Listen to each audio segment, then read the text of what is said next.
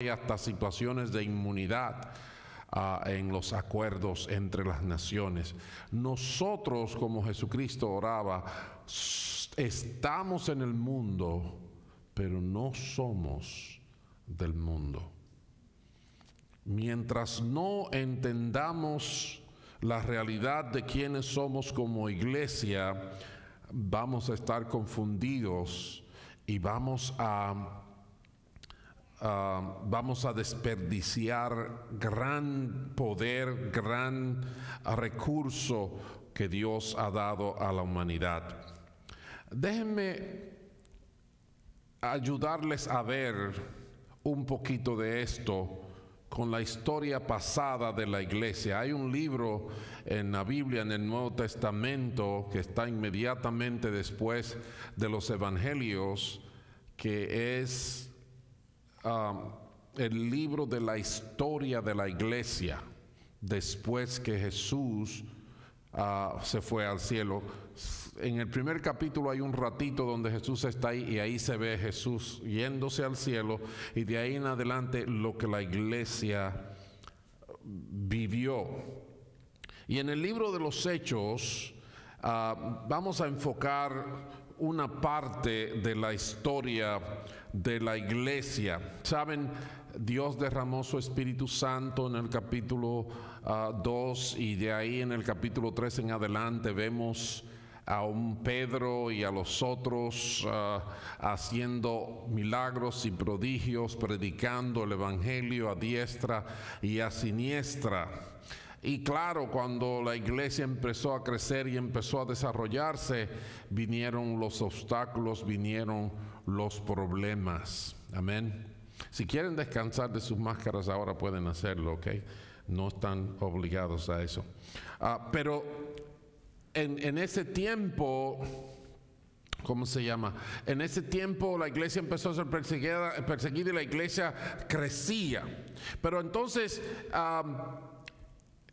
ocurrieron algunos eventos claves que lanzarían a la iglesia en una trayectoria de avance como nunca antes. En el capítulo 9 usted ve la conversión, el encuentro que tuvo un tal Saulo de Tarso con el Señor Jesucristo en el camino a Damasco, quien posteriormente se convirtiera en el apóstol de los gentiles, el apóstol Pablo. Vemos en el capítulo 10 que el Padre Celestial le da revelación y mete a Pedro en una circunstancia para hacerle entender que la salvación de Dios no era solo para los judíos, sino que era para todas las naciones. En el capítulo 11 Pedro está llevando ahora ese mensaje, dando cuentas a la iglesia de la realidad de Dios entre los gentiles.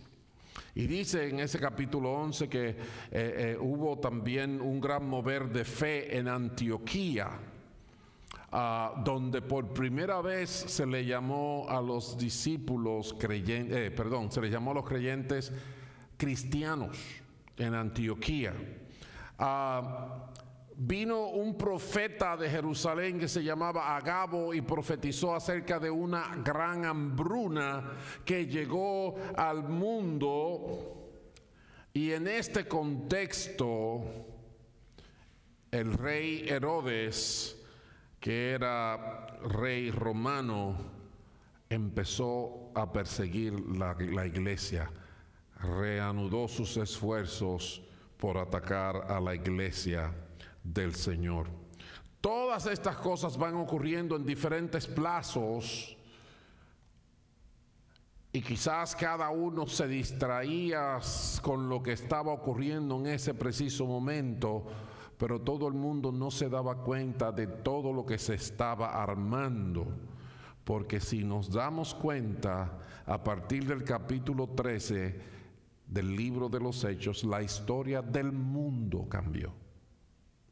La historia del mundo cambió.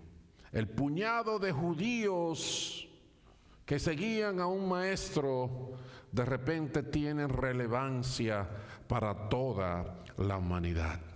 Y la vida en el mundo entero ha cambiado desde entonces. Así que nosotros nos vamos a enfocar en el capítulo 12 del libro de los Hechos. Y como les dije, el capítulo 11 termina con una solidificación del evangelio en Antioquía y la iglesia ejerciendo su ministerio en una crisis mundial donde la iglesia de Antioquía respaldaba a la iglesia de Jerusalén y todos estaban unidos en Cristo Jesús. Pero entonces viene la dificultad. En el capítulo 12 se comienza de esta manera, y leo los primeros 4 versos. En ese tiempo el rey Herodes hizo arrestar a algunos de la iglesia con el fin de maltratarlos. A Jacobo, hermano de Juan, lo mandó matar a espada. Al ver que esto agradaba a los judíos, procedió a prender también a Pedro. Esto sucedió durante la fiesta de los panes sin levadura. Después de arrestarlo, lo metió en la cárcel y lo puso bajo la vigilancia de 4 grupos de 4 soldados cada uno. Tenía la intención de hacerlo comparecer en juicio público después de la Pascua. Fíjense la realidad de la iglesia. ¿Qué podemos aprender de la realidad de la iglesia en medio de la crisis? Número 1, debemos de aprender lo que Dios nos dice de que no debemos ignorar las artimañas de las tinieblas, las artimañas del diablo. Y sabemos en ese sentido que las tinieblas se mueven cuando ven que grandes cosas están por ocurrir para el avance del evangelio. Oh sí, piensen en esto. Cuando Jesús se preparaba para iniciar su ministerio, ¿qué pasó? Que el diablo fue a tentarlo, fue a atacarlo. ¿Cuántas cosas no ocurrieron alrededor de la muerte y de la resurrección de nuestro Señor? Aún sus mismos discípulos se dejaban usar. Cuando Pedro, por ejemplo, le dijo al Señor Jesucristo, el Señor Jesucristo anuncia: tengo que ir a Jerusalén, voy a padecer, voy a sufrir, me van a matar y al tercer día voy a resucitar. Parece que esa última parte Pedro no la escuchó y le dijo: de ninguna manera te ocurra esto. ¿Y cuál fue la respuesta del Señor? Apártate de mí, Satanás. Porque el Señor entendía lo que estaba pasando, no se dejaba engañar por las circunstancias. Y dijo: no, el diablo está tratando de destruir la obra de Dios. Como siempre, Judas quiso vender al Señor. Los judíos, estaban ahí. Ustedes, como cuando hemos hablado de las multitudes que rodeaban al Señor, siempre habían unos cuantos judíos ahí que no les interesaban lo que Jesús estaba diciendo, sino para que Él cayera. Estaban ahí para ver con qué trampa lo agarraban. Así son las tinieblas, y la iglesia del Señor tiene que entender que cuando se presenta la crisis, algo bueno viene por ahí. Algo bueno Dios está haciendo, algo que el evangelio necesita para echar para adelante tiene que ocurrir. Y déjenme, fíjense lo que pasó ahí. Herodes empezó a perseguir de tal manera que mató a uno de los discípulos famosos que ustedes conocen, uno de los hijos de Zebedeos, que eran Juan y Jacobo. ¿Recuerdan? Que la mamá le dijo a Jesús: si ellos se pueden sentar, uno a mi derecha y otro a mi izquierda. ¿Recuerdan eso? Y ellos mismos le dijeron en un momento: vamos a hacer que baje fuego del cielo, Señor. Y el Señor le dijo: tranquilo, tranquilo, mis hijos, así no que se trabaja. Ok.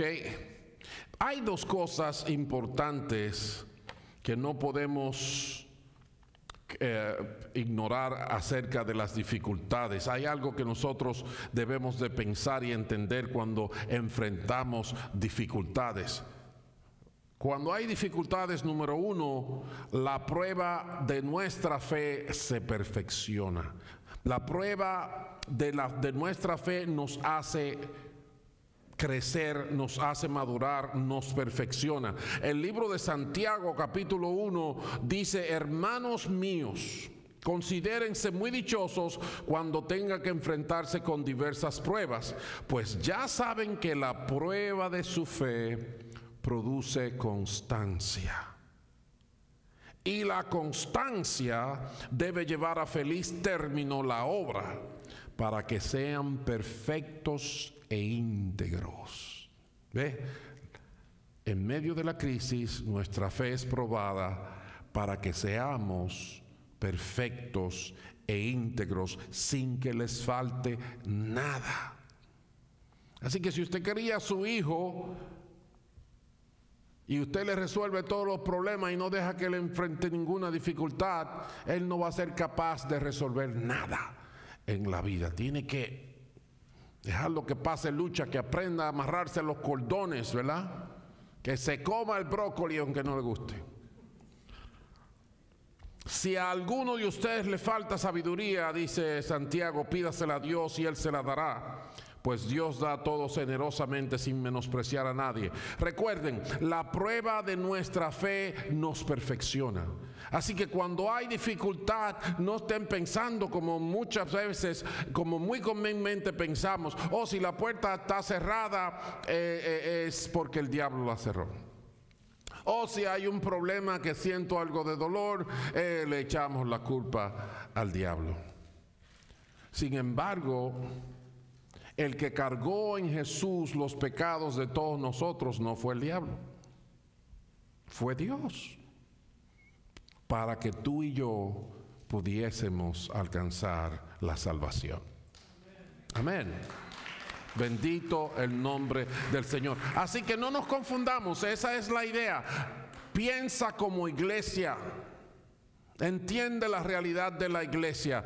Cuando hay dificultades, tu fe va a ser probada. Es tiempo de crecer. Es tiempo de madurar. Es tiempo de ser una mejor persona. Es tiempo de conocer más a Dios. Es tiempo de ayudar más a otros. Y número dos, cuando hay dificultades, mis hermanos, el evangelio avanza. Piénsenlo, hay dificultad. ¿Qué es lo que Dios quiere hacer? En Mateo capítulo 11, desde el verso 2 en adelante, dice que desde los días de Juan el Bautista hasta ahora, el reino de los cielos ha venido avanzando contra viento y marea, y los que se esfuerzan logran aferrarse a él. ¿Cómo avanza el reino de los cielos? Contra viento y marea. En otras versiones dice, con violencia. Sufre violencia el reino de los cielos. Entonces, cuando hay dificultad, fíjate, entérate de que Dios está ayudando a la labor que nos toca hacer a nosotros para que el evangelio avance. Y esto tiene que ver con la misma realidad de nosotros los seres humanos, porque sigue diciendo ahí, porque todos los profetas y la ley profetizaron hasta Juan, y si quieren aceptar mi palabra, decía el Señor Jesús, Juan es el Elías que había de venir. El que tenga oídos que oiga, porque hay una situación difícil para la iglesia, y es que la gente no quiere oír. Nosotros tenemos la verdad en la cara y no la queremos reconocer. Por eso es que ustedes muchas veces me dicen, pastor, cuando yo les digo, vamos, prediquen a la gente, háblenle. Sí, pero que la gente ahora está que te dicen, oh sí, esa es tu creencia, déjame con la mía. Teniendo oídos no oyen, teniendo ojos no ven, dice la palabra de Dios. Por eso Jesús, cuando decía la predicación, decía, el que tenga oídos que oiga, o como dice en otras versiones, el que tenga oídos para oír. Porque yo estoy agarrando los lentes ahora con las orejas. Hay gente que tiene las orejas para agarrar los lentes, no para escuchar lo que Dios dice. El que tenga oídos que oiga. ¿Con qué puedo comparar a esta generación?, dijo el Señor. Se parecen a los niños sentados en la plaza que gritan a los demás. Tocamos la flauta y ustedes no bailaron. Cantamos por los muertos y ustedes no lloraron. Porque vino Juan, que ni comía ni bebía, y ellos dicen, ese hombre está endemoniado. Viene el Hijo del Hombre, que come y bebe, y dicen, este es un glotón y borracho, amigo de recaudadores de impuestos y de pecadores. ¿Cómo que dice? Palos y boga, palos y no boga. ¿Cómo quieres malo? El asunto es rechazar la realidad del Evangelio del Señor Jesucristo. Pero nosotros, la iglesia del Señor, tenemos que entender que cuando estamos en una crisis, eso no es que Dios perdió el control. A veces el pastor pierde el control, a veces tú pierdes el control, pero Dios no. Cuando estamos en medio de una crisis, nuestra fe es probada. En base a qué tomamos decisiones. Y el Evangelio está ebulliendo para avanzar. Es increíble el número de personas que me han escuchado predicando que nunca me habían escuchado antes de que este lío se armara. Amigos de Wendy, amigos de Carmen, amigos del otro. Que yo digo, ¿y quién es que está ahí? ¿Quién es que? Y esos son los que se identifican, porque hay otros que ni se identifican. Y yo sé que hay americanos. Hay una americana amiga, se llama Jean Dyke, que ella va a predicar a la Romana en Santo Domingo, y ella agarra las transmisiones de nosotros de la semana y los mensajes, y ¡boom! Con eso se la pone y les habla a la gente allá en Santo Domingo. ¿Quién lo hubiera pensado?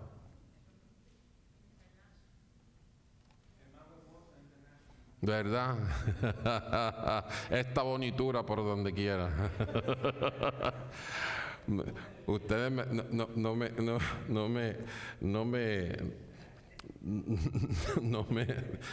me ¿cómo se llama? Alebrequen a mami nena, porque después tengo problemas.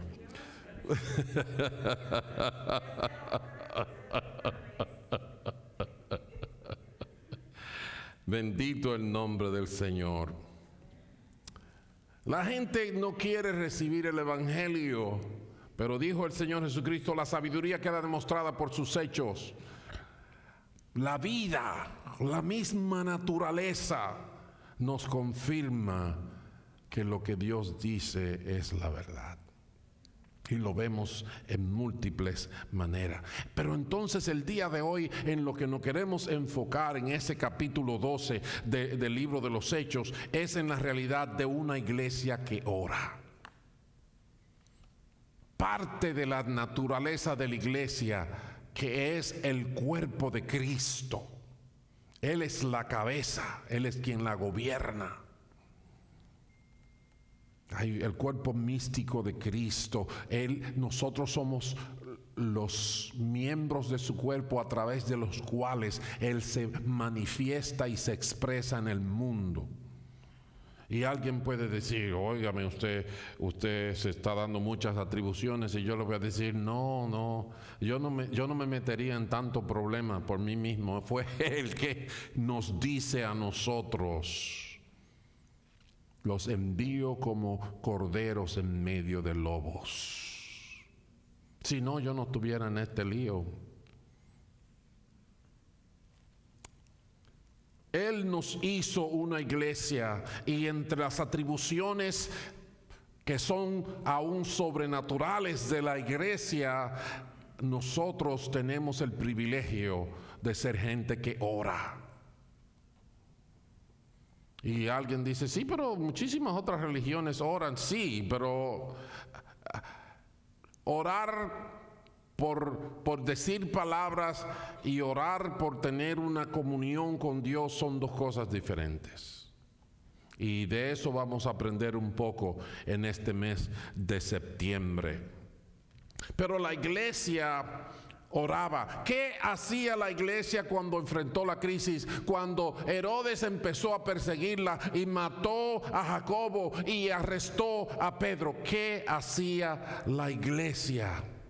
La palabra de Dios dice en el versículo 5 que ustedes tienen en pantalla: pero mientras mantenían a Pedro en la cárcel, la iglesia oraba constante y fervientemente a Dios por él. Para los que no entienden la realidad y el poder de la oración de los hijos de Dios, eso puede ser considerado como un acto de cobardía. Oh, a orar, sí, se van a esconder. Hay mucha gente que piensa diferente, pero la gran diferencia que hay con nosotros es que nosotros sabemos, como dice la palabra, que dichoso es aquel cuya ayuda es el Dios de Jacob, cuya esperanza está en el Señor su Dios, creador del cielo y de la tierra, del mar y todo cuanto hay en ellos, y que siempre mantiene la verdad. La palabra de Dios, en todas las cosas que Dios nos anima y nos ordena y nos estimula, nos dice: reconócelo en todos tus caminos. ¿Recuerdan eso? Tenemos que reconocer a Dios en todos nuestros caminos, y una de las formas de reconocer a Dios en todos nuestros caminos es cuando vamos delante de Él con oración y súplica. Amén. En Filipenses Él nos dice: por nada estén afanosos, sino sean conocidas sus peticiones delante de Dios con toda oración y ruego. Y la paz de Dios, que sobrepasa todo entendimiento, guardará vuestros pensamientos y vuestros corazones en Cristo Jesús. Eso es lo que la iglesia sabe. Eso es lo que la iglesia experimenta. Los otros hablan teorías, filosofías, pero la iglesia ora y ora porque quiere que Dios participe en toda nuestra realidad. En mi país, nosotros los dominicanos todos asumimos que somos creyentes, que somos cristianos. Sí, todos somos hijos de Dios. Todos somos hijos de Dios. Dios nos creó a todos. Y es verdad, Dios nos creó a todos. Pero Jesús dijo: no todo el que dice Señor, Señor entrará en el reino de los cielos, sino aquel que hace la voluntad de mi Padre que está en los cielos. Y que cuando el hijo toma su ropa y se va de la casa, ya no es hijo legítimo. Enseña la palabra. Pueden ver a la parábola del hijo pródigo, por ejemplo.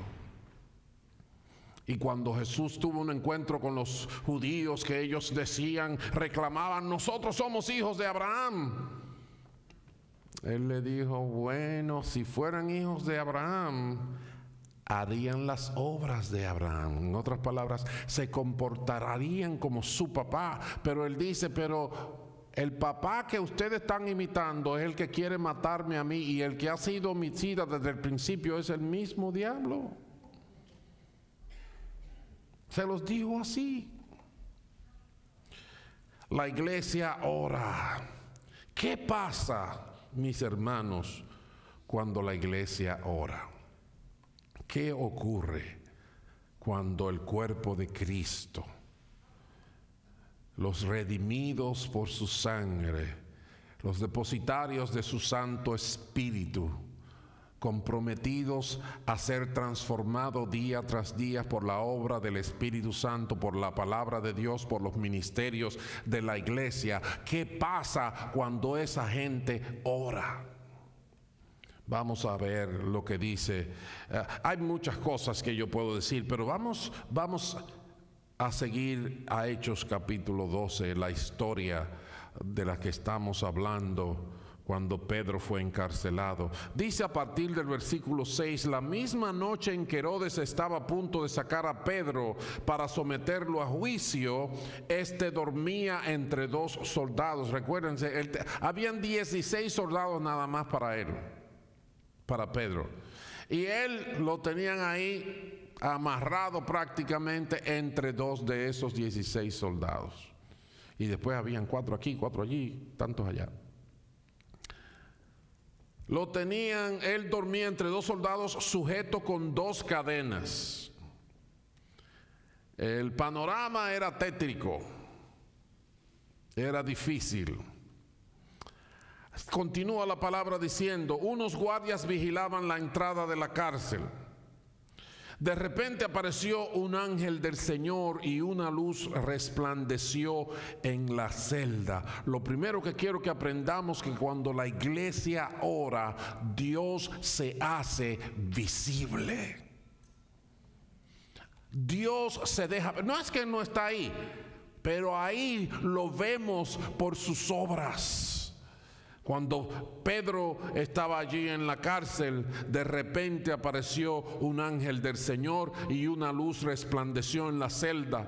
Despertó a Pedro con unas palmadas en el costado y le dijo, date prisa, levántate. Las cadenas cayeron de las manos de Pedro. Lo que menos Pedro podría imaginarse era que eso iba a ocurrir. Porque lógicamente y humanamente hablando, no es factible. Yo no sé si ustedes recuerdan que los soldados romanos, si dejaban escapar a un preso, estaban condenados a muerte ahí mismo por la ley romana. Entonces lo más imposible que iba a ocurrir era que alguien le pusiera las manos a esas cadenas y ese preso pudiera escapar.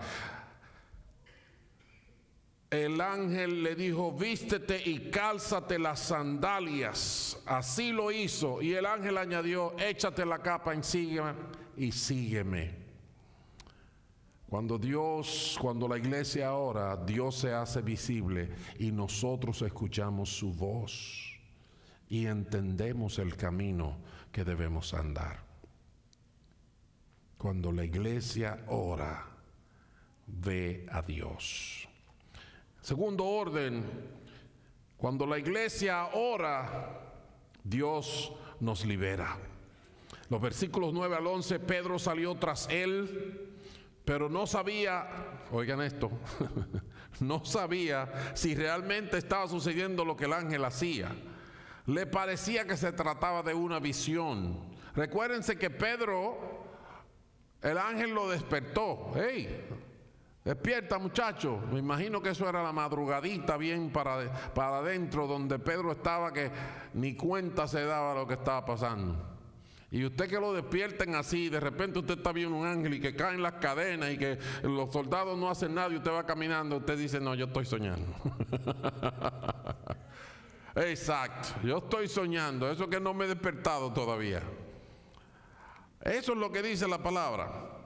Pasaron por la primera y la segunda guardia y llegaron al portón de hierro que daba a la ciudad. O sea, él pasaba por un grupo de guardias y él veía que los guardias se quedaban igualitos.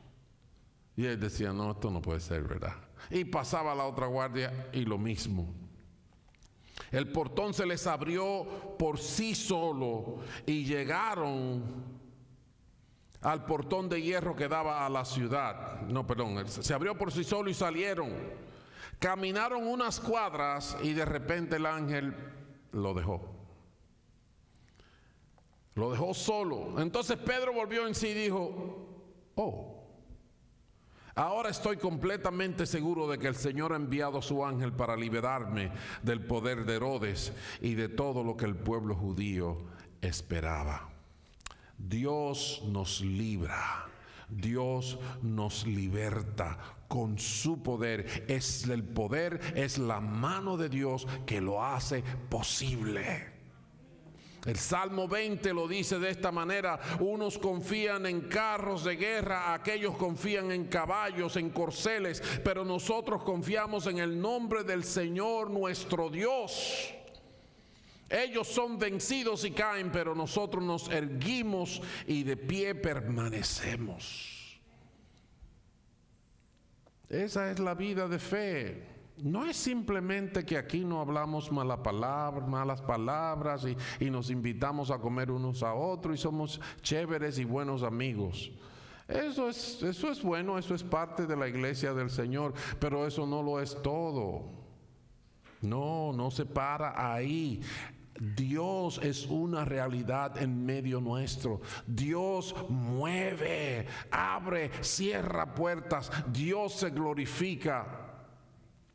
Dios es grande, Dios está vivo y es real. Por eso dice la palabra en Hebreos 11 que el que se acerca a Dios tiene que creer que Dios existe y que recompensa. Dios no es que Él existe y bueno, vamos a cargarlo, llevarlo y a bailar con Él puesto en un sombrero. No, Dios recompensa.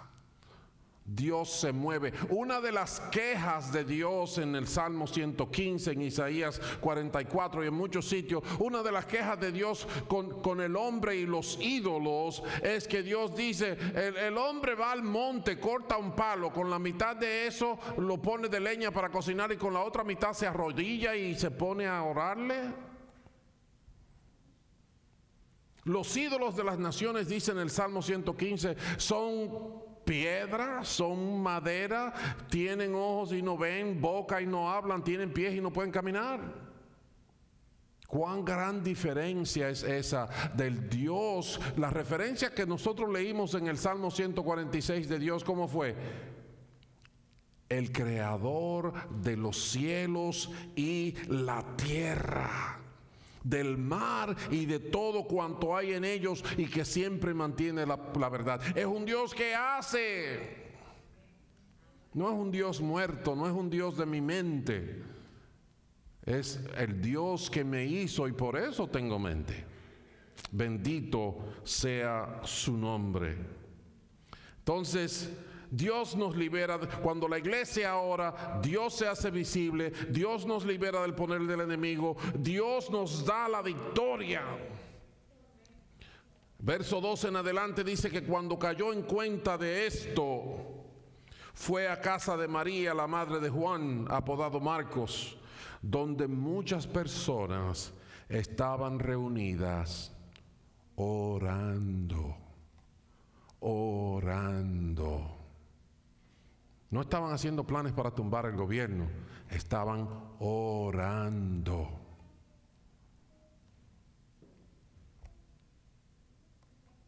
Llamó a la puerta de la calle y salió a responder una criada llamada Rode. Al reconocer la voz de Pedro se puso tan contenta que volvió corriendo sin abrir. La pobre muchacha. Pedro, ¿cómo tú estás? Ay, qué bueno. Salió corriendo y dejó la puerta cerrada. El pobre Pedro allá afuera. Volvió corriendo sin abrir. Pedro está a la puerta, exclamó. Estás loca, le dijeron. Ella insistía en que sí, que así era, pero los otros le decían, debe ser un ángel. ¿Sabe? Cuando nosotros caminamos y nos hace falta conocer a Dios,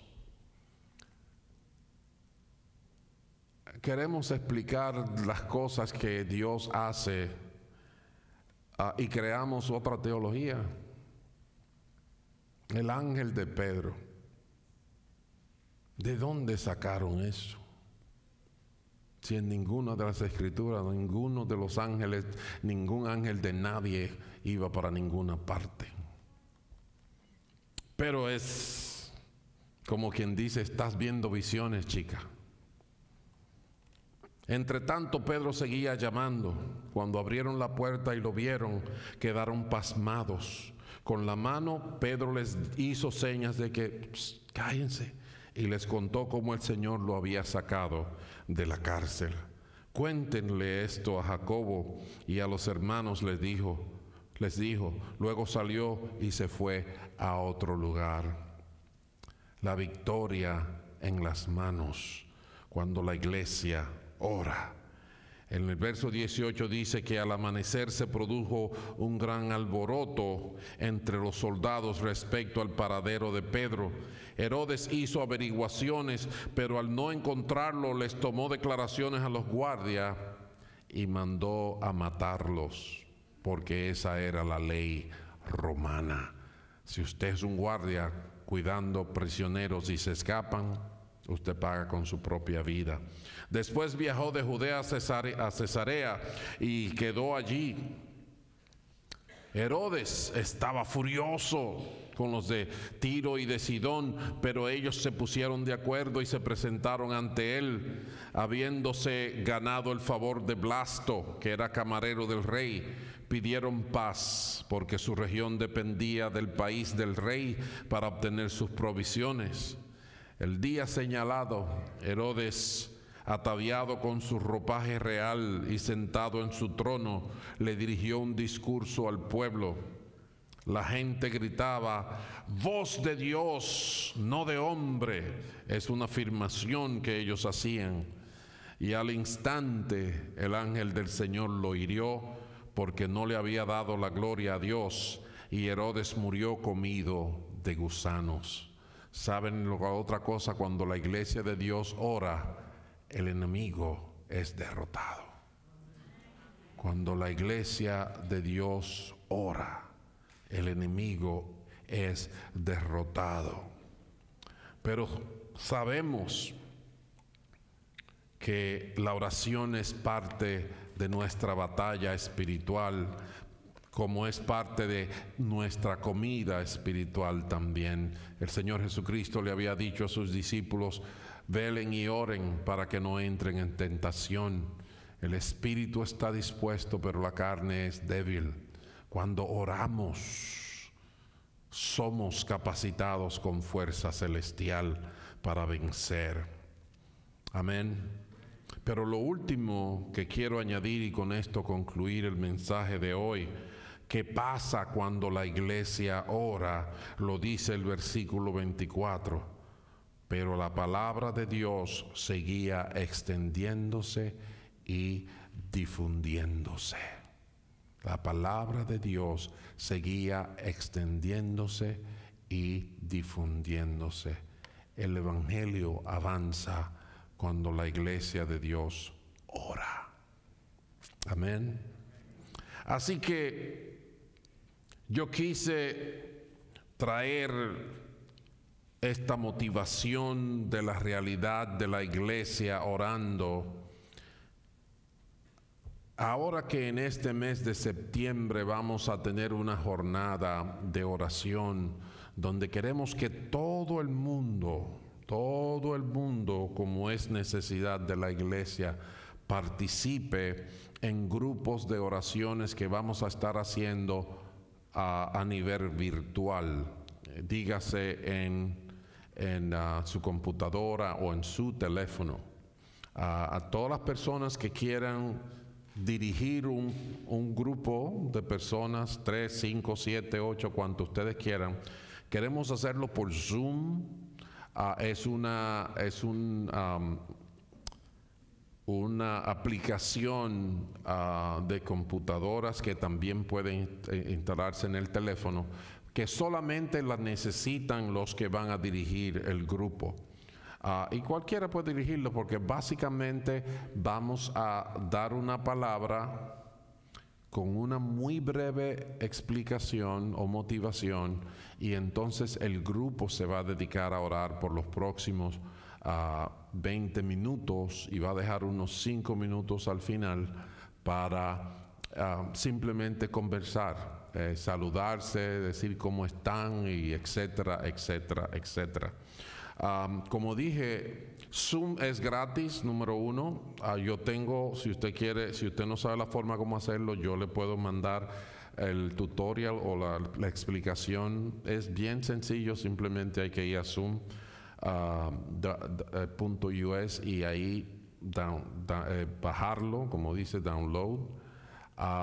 Y las demás personas que van a participar en el grupo no necesitan instalar Zoom, solamente van a recibir en su teléfono o en su computadora un enlace, dígase una serie de letras y números, que cuando le den ahí, eso lo va a llevar a la reunión. Si usted no tiene un teléfono conectado al internet, lo que necesita hacer es tener un teléfono donde pueda hacer una llamada, porque entonces a usted se le va a proveer un número de teléfono de la reunión de ese grupo, donde si usted llama, usted va a escuchar a todo el mundo y todo el mundo lo va a escuchar a usted. Y usted va a participar, excepto que nadie le va a ver la cara. Amén.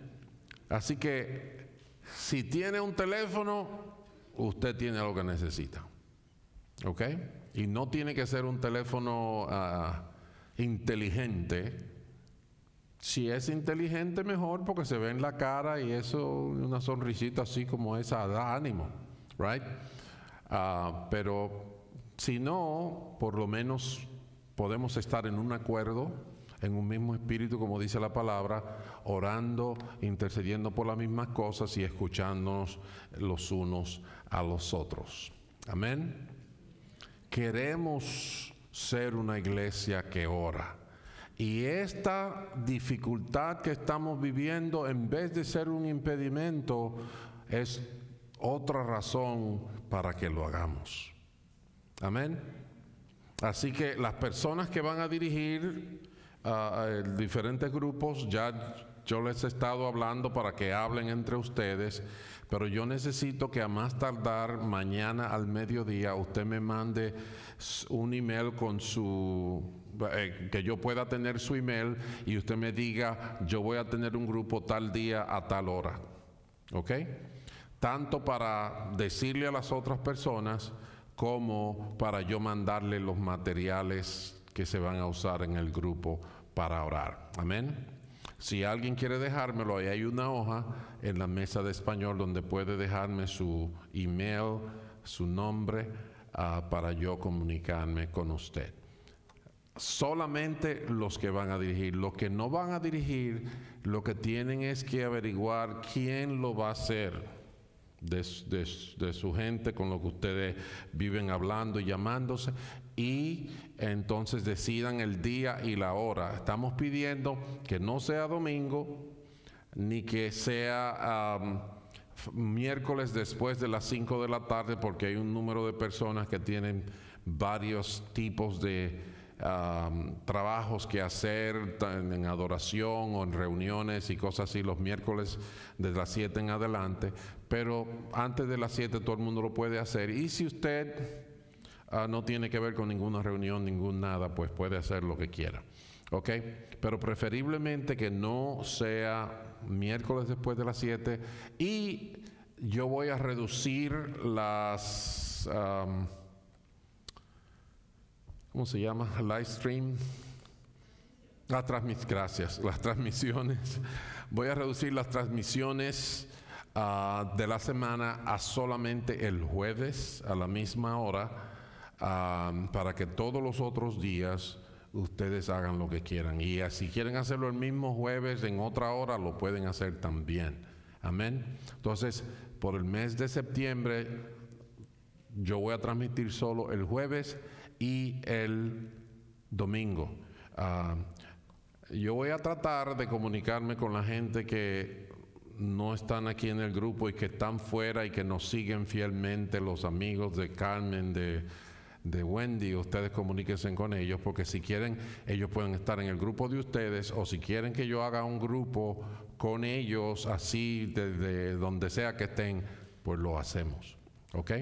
Así que por favor, vamos a ponernos la pila, vamos a hacer esa iglesia, porque yo quiero ver a Dios obrando. Yo quiero ver a Dios liberándonos de la situación que estamos viviendo. Quiero que Dios nos entregue la victoria, que el enemigo sea derrotado y que el evangelio sea proclamado hasta lo último de la tierra.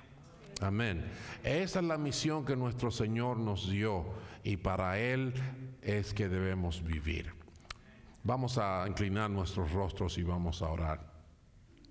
Dios del cielo, bendito sea tu nombre. Te damos gracias por tu misericordia y por tu amor. Te damos gracias por permitirnos escuchar tu palabra, recordar lo que tú has hecho, recordar lo que quieres hacer. Dirígenos, danos fuerzas, levántanos, ayúdanos a tener experiencias gloriosas contigo, Señor, para que el mundo te reconozca en nosotros. Además, Señor, queremos satisfacer tu demanda de que proclamemos tu evangelio hasta lo último de la tierra. Padre, hay mucha gente en necesidad, hay mucha gente en dolor y en confusión. Úsanos, levántate, Jehová, y levanta tu iglesia contigo, para tu gloria y para la salvación de muchos. En el nombre de Jesús. Amén y amén. Bendito sea el nombre del Señor. Aleluya. Pueden venir los demás.